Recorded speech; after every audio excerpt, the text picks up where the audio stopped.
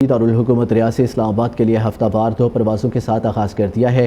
انتظامیہ کا کہنا ہے کہ جلد ہی لاہور کے لیے بھی پروازوں کا آغاز کر دیا جائے گا۔ سعودی دارالحکومت ریاض میں ایئرسیال کے ریجنل آفس کا افتتاح سفارت خانہ پاکستان کے ویلفیئر اتاشی رانا محمد معصوم نے کمیونٹی ممبران اور ایئرسیال کے کنٹری اور ریجنل انتظامیہ کے ہمراہ کیا اور کیک کاٹا گیا۔ ریاض سے اسلام آباد کے لیے ہفتہ وار 2 پروازوں کے آغاز پر خوشی کا اظہار کیا گیا اور بتایا گیا کہ جلد ہی لاہور سمیت دیگر شہروں کے لیے بھی نئی پروازوں کا آغاز کر دیا جائے گا۔ ہمارا پلان ہے 8 ویکلی فلائٹس کا۔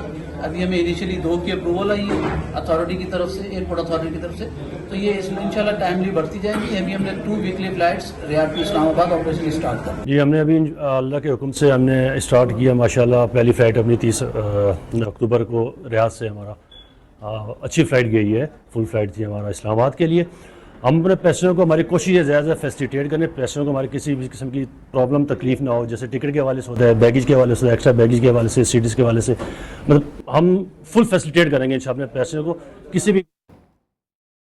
فرانس کے دارالحکومت پیرس میں سجا رنگ برنگی خوش ذائقہ چاکلیٹ کا میلہ 5 روزہ چاکلیٹ میلے میں سینکڑوں کمپنیوں نے شرکت کی۔ چاکلیٹ کے